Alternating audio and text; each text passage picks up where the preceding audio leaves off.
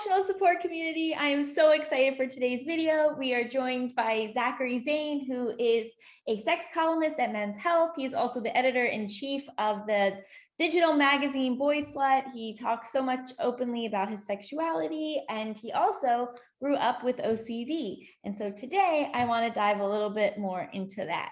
Hi. Hi, thank you so much. I'm super excited to talk about my OCD. I don't get to too often, so this was a cool opportunity. So what is your history like when people are like that, when were you diagnosed kind of thing? When did this start being a part of your life, or has it always been? It's always been a part of my life. I remember, well, actually, I don't remember. In fact checking for my book, and I'm calling up my mom to making sure I remember things, she spoke about how we used to have like a punishment chair in the corner of the room that she would send me to if I did something wrong. And they had to get rid of it almost immediately because I would sentence myself to the punishment chair. And mom was like, "What did you do?" And I was like, "I did something really bad. I can't even tell you what it is. It's so bad." And I would just sit there and punish myself. And apparently I was like 4 years old. I have no recollection of this. So I was exhibiting signs, and having, this moral guilt and this moral panic is a very classic symptom of OCD. So I was exhibiting signs as early as I was 4 years old. I never remember a time in my life in which I did not have OCD.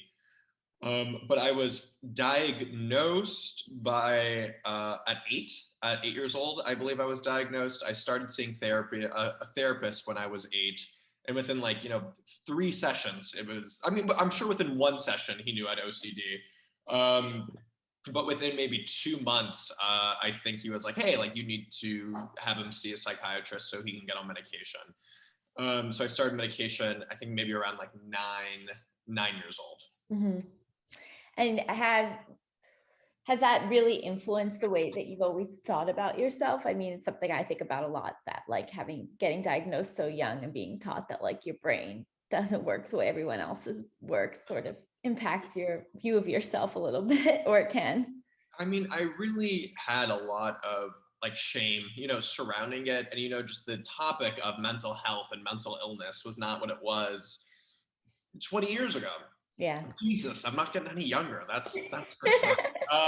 It's not what it was, I guess, 22 years ago when I was initially first diagnosed. And I remember talking to my friends, being like, "I have this huge secret I need to tell you." And I didn't even, I just knew, I always thought of it as a secret, something that was shameful. Always this idea of, it's so weird how even by the time that I'm 8, I have this idea that if you need to take meds, something is wrong with you. So that was somehow ingrained in me so early, as opposed to, because obviously now of adults being like, "Oh, I don't need to see a therapist, I don't need to see a psychiatrist." But the fact that by the time I was 8 was already just no, taking meds is bad. I don't even know how that was ingrained in me from so young.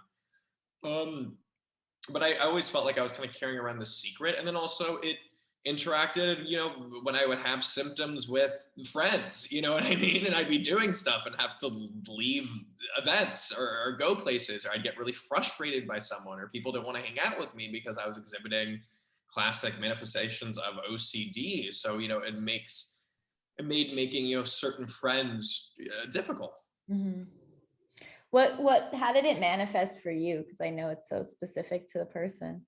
It's so specific because I'll tell people now and they'll be like, "But you're not clean." I'll be like, "Fuck you, that's rude." I'm not messy, so let's calm down here. So I definitely had some hand washing. For me, what was very frustrating was I would check my alarm, no joke, 100 to 200 times a night to make sure it was on. And so, I'd check it, I'd see it was on, and then I would wait and I'd want to check it immediately to see it was on. So I never actually slept. And that really makes everything worse. Obviously, when you are not sleeping, simple tasks, makes your OCD worse, it makes your anxiety worse, your stress worse, everything. And I think for me, it's such a component of OCD that I honestly talked about too much was the self-loathing, because at least for me, I knew it was ridiculous. I knew that it wasn't I think some people with OCD, they'll really think their alarm clock was off, versus for me, it's I know it's on. I know it's fucking on. I know I just checked, but I still have to check again. And so the fact that you know something but then you're unable to stop yourself. It just makes you feel so powerless. It makes you feel like this is out of your control when this is so something that should be in your control. So I think I really had this element of self-loathing. I was so mad at myself for the fact that I did this fucking shit and I just wanted to fucking stop. I also had a lot of like the moral stuff kind of associated with in the beginning. I remember when my best friend who was texting today actually, and we were maybe in like fifth grade, and we're watching. You do remember E-Bombs World, the website? It was kind of like for like douchebags, but like I'm in fifth Hey. grade, and I think it's the coolest fucking thing, and it was so stupid. Maybe 10, no, fifth grade. What is that? Maybe 11. My friend was like, "Hey Zach, I want to show you something." I said, okay. And all it was these like naked girls that you just dress up in clothing. So like a live model that was like a Barbie doll and you got to dress it up. And I felt so unbelievably guilty, like for seeing that. And so I told him like, I have to go. I have a stomach ache. I have to go home. I get in the car. Immediately I start bawling. And mom's like, what the fuck? What did Daniel do? Oh, well, it said his name. It's fine. Like, what did Daniel do? And I think with OCD, like it explains why I'm not good at like keeping secrets, like or keeping secrets about myself. Yeah, Because I always like I can keep someone else's secret, that's fine, but for me, I just overshare everything because I think I was a product of like I needed to overshare in order for you to tell me this is okay, what you're thinking is normal and healthy and fine. So I'd tell like my deepest, darkest secrets because, and everyone would be like, yeah, Zach, you're fine. I'm like, no, I'm not fine. But so I think I got used to like oversharing because I felt it was this compulsion. I had to. But so I told my mom what happened. And I remember her like trying not to laugh almost. Being like, this is so fucking stupid. Like, I was the third of three boys. And by the time she got to me, she was a lot chiller, like, and she was like, hey, like Daniel has gone through puberty. He's at a different stage in his life. What you did was not wrong. It's just not for you right now. And I'd be like, what do you mean right now? It's never going to be for me. I'm never going to like this. What Daniel did was wrong. He is a bad person. And I tried to avoid Daniel for like 2 years. And I would talk to my friend Noah, and I'd like ask him like, is Daniel cured? Is he okay now? Is he better now? And Noah he doesn't have OCD, just severe Jewish neuroses, which honestly, I really think there is an overlap there. He's like, no, Zach, he's cured. Don't worry. He's not like this pervert anymore. And it's now the irony is just like the porn Daniel watches is so mellow versus the porn that I watch is so fucked up and so like kinky and shit. I mean, and he's like, Zach, the tables. He's like, I just watch casual people having sex. The shit you watch far more hardcore. And I'm like, yeah, the tables have turned. The tables have absolutely turned. So that's an example of it kind of manifesting in my life. I remember like I would see, how like on tests, how the teachers would put up the manila folders as blockers. And I would accidentally see someone's test and I'd say like, oh shit, I realized I was wrong. And I'd change it and I would convince myself I meant to do that on purpose. I'm a worthless cheater. And I would just start bawling because I'm a bad person. There's really this focus on being evil. I also had the like the graphic sexual imagery that would pop up into my mind. Like, remember one time I'm on like the soccer field, I maybe like 10 or 11. And I just imagined like the field like filled with breasts, and I like started like crying like in the middle of like a game and being like really disoriented. And my mom's like, "What the fuck?" And I'm like, "I gotta go home." And my mom, I was very, very lucky, and this will probably lead into another question. To have a mom who recognized this and got me into therapy and got me medication, and we can go more into that a little bit later. But I'd shit like this, and it was fucked. It fucking sucked. Just to constantly feel anxious, to constantly feel shitty, to constantly be asleep because I always was checking my alarm clock, to like randomly get really, really upset if someone like peed on like the toilet seat or on the floor. And like for some reason this time it really triggered me and I'd start crying. It's just a lot of fucking crying. And it was just like, I think what people don't understand about it, it's just so overwhelming and all consuming, and your heart is always racing and you just never get like a moment to fucking breathe. Fuck, I have not spoken about this. I'm getting emotional kind of thinking about it here. Like it was, I would just remember being exhausted all the fucking time. Yeah. And I think you really spoke to something, which is that on top of just the obsessions and the compulsions, there's this self-judgment that's happening because you recognize that it's not quote unquote normal or necessary, but you can't stop. Yeah. And just like, even I'm doing so well now, and I don't think I have a severe case of it at all compared to, what a lot of other people struggle with. But like when I just see people do things without thinking about contamination in any way, where they just like walk through life without like constantly being worried about things getting contaminated, I'm just like, oh my God, like that seems so freeing. It's like I don't want to say what a privilege, but like I think the word privilege is just overused and often used quite incorrectly. But like, kind of what a privilege. I don't know. And like, this is like so stupid, but like I'm like very like rigid with my towels. Like my towels have to be super clean. But I was like getting a towel, but then when I like get a towel for someone else, I'll be like, oh well, they won't know. And then I'm like, oh, so I can just let it like touch my body as I'm carrying it. And I'm like, this is how other people get towels all the time. They don't have to like wash their hands first and then take it out and not let it touch anything. And like, Do you know what's kind of weird? And I don't know if this is a truth. I don't know if I'm sometimes you overanalyze stuff. It's like, is this actually what happened? That's why it's so difficult to like psychoanalyze here.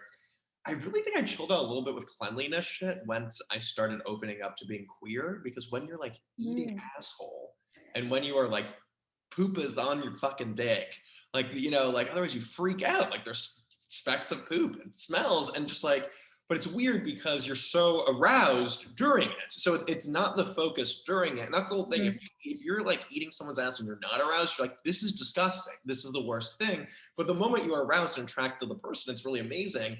So it only happens usually after your arousal goes down, which is after you come, you're like, oh, this is kind of disgusting. But it wasn't disgusting 4 seconds ago when I was, doing it.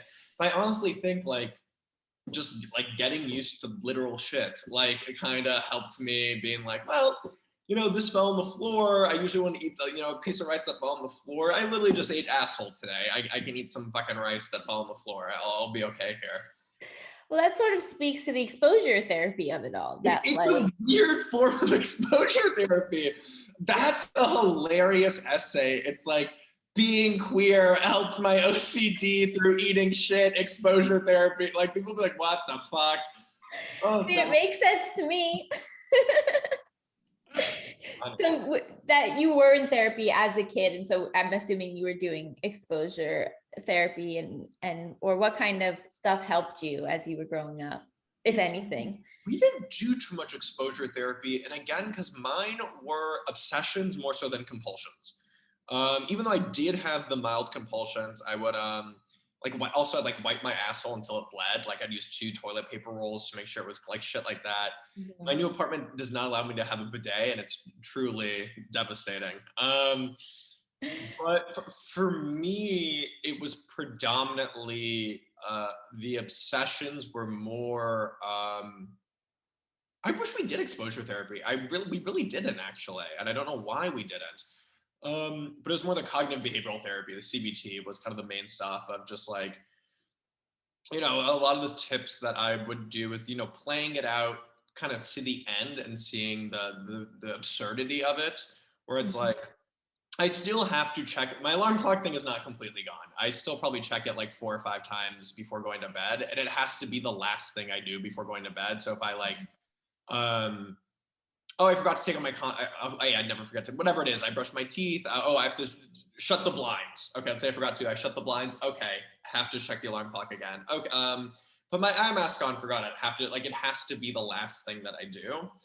But all things considered, significantly more manageable than checking it 200 times a night. But like, I would try to play it through to the end, because in my mind, I'm like, okay, what happens if my alarm clock does not go off? Mm-hmm. And like in my mind, you assume the worst. So like if my alarm clock doesn't go off for some reason, my editor would fire me. She would never fire me. I've never been late once in my life for 2 years and do a great job. And she would be completely understanding, because Jordan is the nicest person in the fucking world, if I said my alarm clock did not go off. Okay, but she would fire me. let's keep going with that. Yeah. That I would never be able to get a job. Again, writing for some reason. The New York Times reached out to me to write an op-ed. I have people reaching out to me constantly, and I am a freelancer who turns down work because I do not have time. I'm able to set my rate significantly higher than other people because I have too much work and I don't have time. But okay, I'm gonna go broke because I can't get another job, even though people want to work with me all the time, and even though I have other sources of income besides writing for Men's Health. Broke, I'd end up on the street. I couldn't pay my rent. I come from an affluent family. That would never fucking happen. I would move home with my parents and they would pay and help me get back on my feet. Then I wouldn't be able to buy my PrEP. And because of that, I'd have to have unprotected sex for money. So I would get HIV. And because I don't have insurance, I would get AIDS and die. Like that would be, and I'd be like, that's insane. That's an insane fucking thing to like fucking think. You know what I mean? So like it's kind of when you play through each kind of scenario to the end, you're able to be like, that's insane. It like if my alarm clock doesn't go off, it'll be realistically, I still wake up at 8 o'clock every day. I've never not woken up at 8 o'clock. My body has the internal alarm. So I wake up anyway. I don't even need an alarm. But it's just like, you're able to kind of recognize, okay, what could actually happen? What's the worst thing that could happen? And that's like, it's not possible. It's just not possible.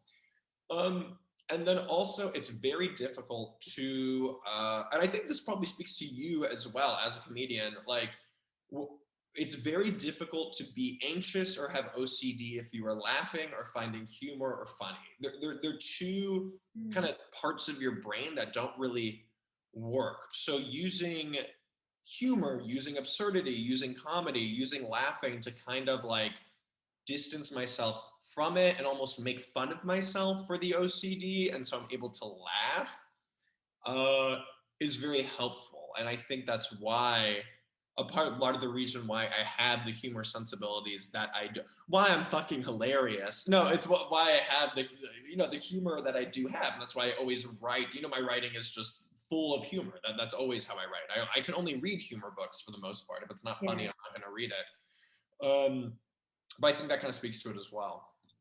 Yeah, I love humor as a coping mechanism. And, I think that it lets other people in on the fact that you recognize that it's not necessary, that like you recognize the absurdity of your situation, of what you're asking, of your parameters, but like, oops, this is still, like just like learning to let people, I think before I used to just really be like, I wouldn't add the element of like, this is what I need you to do to make me comfortable. And I understand that it's kind of ridiculous, I think for me and stuff now, and this is very different than like the modern day therapy approaches, and I understand that. But like for me, you can't, if you validate me too much, you enable my bullshit. And so like a lot of it's now just like, I understand what you're feeling, your feelings are valid. And especially with OCD stuff, like I need someone to say, just like, cut this shit fucking out. Zach, you're fucking fine. Like that's actually kind of better for me than the kind of, because if you like, yes, your feelings are valid, this is tough, then I'm going to keep spiraling. I remember I'm dating this girl and she literally, so I'm poly, I have a boyfriend and 2 women I'm dating too. And I was upset about my boyfriend for doing something and I was trying to calm down. And she was like, Zach, your feelings are valid, but also cut that shit out. And it was kind of weirdly the best advice I'd received.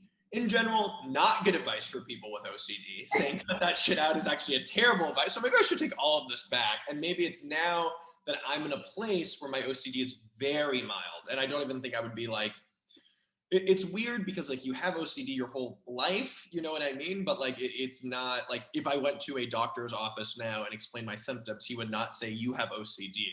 He would say you have, just generalized anxiety, which makes sense because the world is crumbling around us. Mm-hmm. Yeah, I one of the things I worry about is I'm like, do I even have OCD? Am I just pretending to have OCD? Am I a fraud? And that is a symptom of OCD. A symptom of OCD would literally be like being conflicted about, do you have OCD? You know, I actually wrote this piece today, speaking of OCD, on used to call it HOCD, now it's SOCD, so it's homosexual OCD, or now they kind of made it more inclusive, it's sexual orientation OCD. Yeah. So it's the idea that you are a straight man traditionally, but any HOCD was specifically for like men who were convinced that they were gay, and they'd have like a wife and have kids, and then they'd be obsessed being like, I need to leave my wife, like I'm gay, like this is not fair to her, and they're not actually gay. Now they call it sexual orientation OCD because you can be obsessed with being bi. Also, it's more inclusive of women and non-binary people kind of too, instead of like homosexuals. I think even though women are homosexual, it's a very gay male term kind of specifically usually. But yeah, this fear of having this or being something that you are not, or not being this enough. In your case of just like, oh yeah, do I not even have OCD? This thought's like literally an ironic symptom of OCD. Can we talk a little bit about like your parents and how they handled it, and like how that was so helpful that your mom did recognize that something was actually going on? I was so, and I thank my mom for this probably almost every time I see her, which I see her maybe 2-3 times a year. I fly out to LA.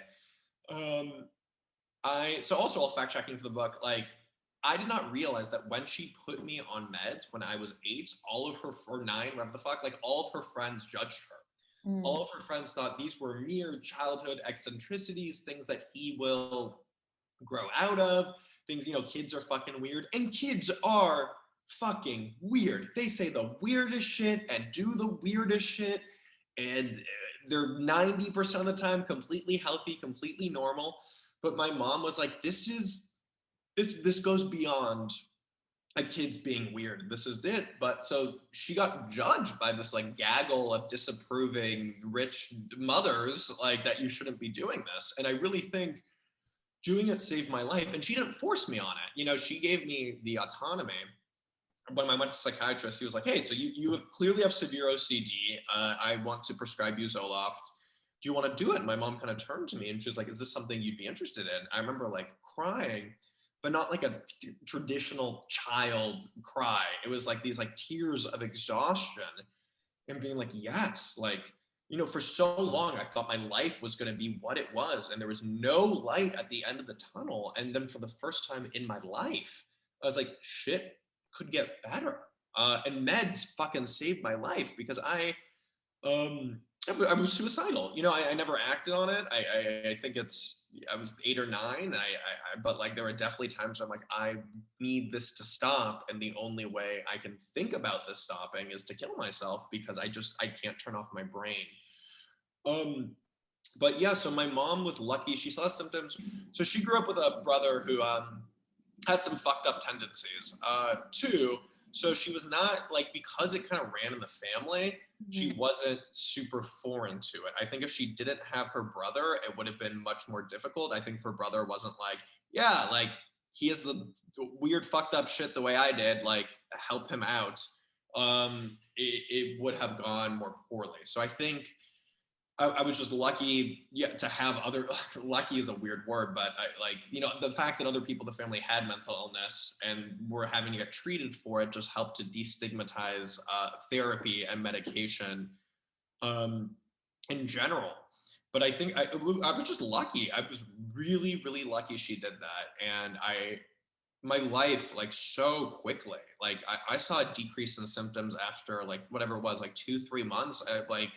How kind of they quantify it with the Likert scales or whatever it is, the 1 through 10 scales that they do, psychiatrist's office. And he's like, your symptoms have gone down by like 70% in like 3.5 months. Like it was, and the difference, again, I still had symptoms. I still have mild symptoms now, but it is so much more manageable than what it was when it was truly unmanageable. It was truly not manageable at all. And I was crying an emotional, tired wreck all the time. Have you been on medication since then? On and off. So actually, no, I've been on, different medications. I was on Zoloft until about 18. And then I accidentally kind of weaned myself off in college. I like wasn't taking as much, and to the point where I'm like, I'm only taking this every other day. What happens if I went off of it? But at that point, I'd take trazodone, which doesn't necessarily, I don't think it's prescribed specifically for OCD, but it is something to help you sleep. It is something for anxiety. And I've been on that. I was on Ambien because I still could never sleep. And I can't sleep without meds. When people are like, oh, try a melatonin, I'm like, that shit won't do. Like, that's like candy to me. And then when I take my sleeping meds, and I'll give someone half of what I take because, like, oh, whatever it is, they want to take half because they're afraid they can't sleep. They've woken up twice now, so I've stopped doing it with like sleep paralysis, because what I like, the amount of meds that I am on to go to sleep, I give you half of it and you literally wake up and your mind can move and your body can't. Like I'm heavily medicated on sleeping pills and have been for forever. I was on Ambien before that. And I do think the trazodone helps with OCD and anxiety. Even though it's not necessarily their go-to medication for it. So I was still on that for the interim. I had an ex that kind of re-triggered a lot of OCD symptoms. I went back on it with her when I was 22 to 25. And then I felt like I could get off of it again. And then during COVID, it turns out not great for your mental health. I don't know if you guys experienced COVID, but I did, and it was difficult. But no, I mean, we all fucking know this shit was terrible. And I remember talking to my I didn't have I tried to see a psychiatrist. My insurance would not cover it. And they're like, oh, don't worry, we can like do a prorated rate, so it's only $400 per session. I'm like, suck a dick, dude. Don't even fucking waste. Like, you're an asshole. But anyway, my PCP was just like, I started like going through. He's like, yeah, Zach, everything sucks right now. I will, if you've been on and off so often, have no side effects of it, I'm happy to give this to you.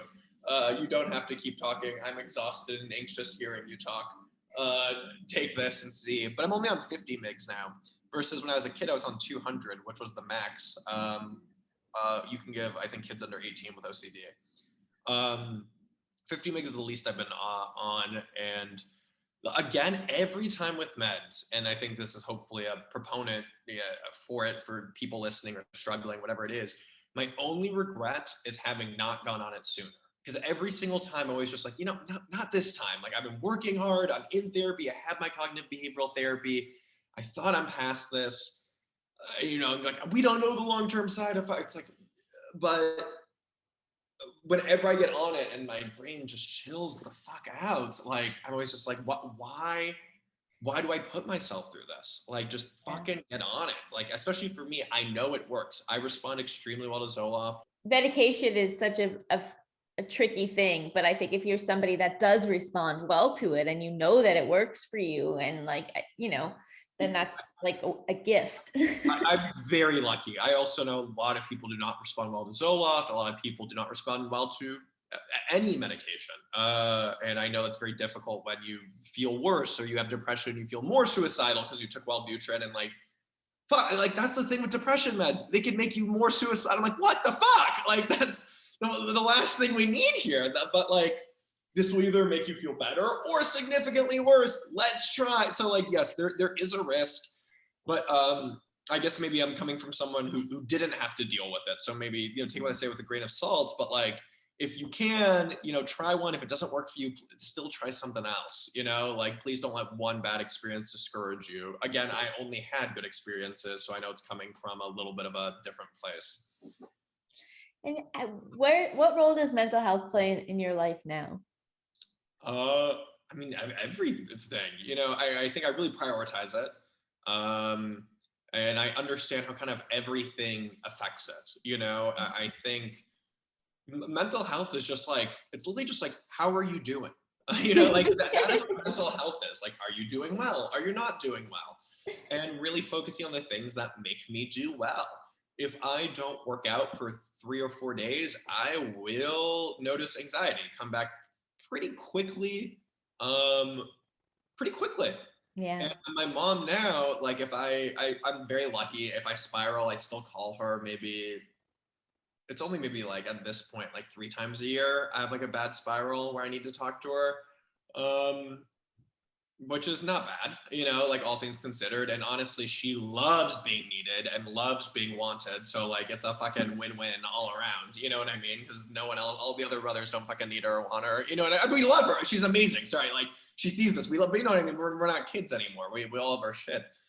So she doesn't mind. But the first thing she'll ask is, when's the last time you worked out? And then she'll be like, hey, like go to the gym and call me back in 2 hours. And I Yeah. go, okay. And again, I know that's kind of an annoying advice because like oftentimes like therapists will be like, have you worked out? Have you slept? And it's like, fuck you. Yes, I've worked out and slept, and it helps most people a little bit. For me, it helps more than a little bit. So that's very important for me. But I also don't want to be like, working out will solve all your problems. It's like, no, you have mental illness, and that's not going to fucking solve your depression or your anxiety. But it is something in terms of helping and prioritizing my mental health, that is something that helps for me. Getting sleep. I still at 30 years old do not know how much sleep I need. Like honestly, I don't know if it's 10 hours and I don't know if it's 7 hours. But I give myself at least 8 every night. I get more sleep than anyone I know. And I prioritize that. That's important for me because I know that if I have not slept, the anxiety and OCD comes back like real rapidly. It's also why I had to cut down on my drinking a lot. Because like I get hangover anxiety. I get hangover depression and hangover anxiety, where like I'd like instead of just being tired and hungover, and usually I'd take like a weed gummy and like watch TV, I would just kind of be obsessing about everything. And I'm like, that's not fun. That's not fun anymore. And this is, my doctor, when I turned 30, I was like, yeah, I'm cutting down this. She's like, yeah, you should act like you're 30. I'm like, that was rude, but fair take. But yeah, that was one thing. But I love drinking, and I always have a blast while doing it. I'm not a bad drunk. I'm a fun drunk, but like it's like fuck, I do not feel good the next day. So that's the way I've been prioritizing my mental health. And then also, I mean, what I do for work is literally talk about the intersection of your sexual pleasure, sexual happiness, sexual well-being, and how that impacts your mental health. So obviously, my sex life is a really important thing to me, and that's a way that I prioritize and my mental health and make sure that I'm stable and happy and good. And do you think that having started your life with mental health struggles has sort of, in a way, set you up to take it more seriously as an adult? Yeah, absolutely. I think I've noticed, some people, like if they didn't deal with stuff as a kid, then like when they struggle as an adult, it's sort of like, oh no, what's happening? But like having struggled our whole lives, there's a sense of like, okay, I understand what's happening. Here's what we've got to do. you know what? I will take it as a silver lining. Sure. You know what I mean? I can't speak for I don't know. I can't speak for other people, right? But for me, I think also just because I can relapse so quickly, you know what I mean? Like it's not, yeah, like if I don't work out, if I didn't take my meds and I didn't work out for like 5 days, I'd lose my fucking mind. You know what I mean? So like, it's because I can get to this state again so quickly. I take it very seriously. But I think recognizing because we experience this and we know what can happen when we don't do this, really forces us to make it a priority. Mm-hmm. And we have the skills to do it. We know exactly how to do it better than people who've never had to, just because we've been, like prioritizing your mental health and self-care, like all that stuff, they're skills. There are things that you need to work on and do and learn and figure out what exactly works for you. It's not what works for me doesn't work for anyone. And I've had 25 years of working on this, as opposed to someone who, let's say, only started experiencing anxiety or stress during COVID, or severe anxiety and stress during COVID, may not have the same tool set that we have. At least having the insight that when we hit those lows, we can get out of them, because we've been in so many. Is there anything else that you would just want to share about what you have learned in this journey, either on how to treat kids or how to treat yourself? Yeah, sure. I guess terms of treating kid, like take this stuff seriously. You know what I mean? And there's no harm in getting a child into therapy a little bit earlier. And you know what? They might be completely fine. And therapy still helps people who are completely fine. It's a win-win no matter what. I would say, you know, for me now, and the advice I would have is just like, really, once you're able to get rid of the self-loathing elements and just be like, this is who I am, it just gets a lot easier. And therapists are always talking about this, where it's like, allow yourself to feel this feeling, allow yourself to be jealous and not say that you're immature for feeling jealous or insecure. Just allow yourself to feel the feelings fully and then do what you want afterwards. And I feel like if you're experiencing mental illness, just like cut yourself some slack, because so much of like it's not, you didn't do anything wrong. You know what I mean? This is how your brain works. And there are silver linings to it. You know what I mean? In terms of this, my OCD, I'm still the most organized person I know. My calendar is insane. I have my notebook with everything on me all the time. I check my, like, the types of things, like, it actually has allowed me to excel in work because of my organizational skills. You know what I mean? And because I get anxious that I forgot to reply to an email. But like there are, it may seem like everything about this mental illness is a negative, but I think if also you could find kind of the silver linings or the beauty or the way that, okay, my brain works differently. And in this regard, it's very difficult. And I wish I didn't have it in this regard, but also seeing the ways that because your brain works differently, you're able to, maybe you're able to be more empathetic, maybe you're able to excel in work, whatever it is, like trying to remember that there is slight good with this bad. Yeah, that was beautiful. And that's something I'll remember to tell myself later. Yeah.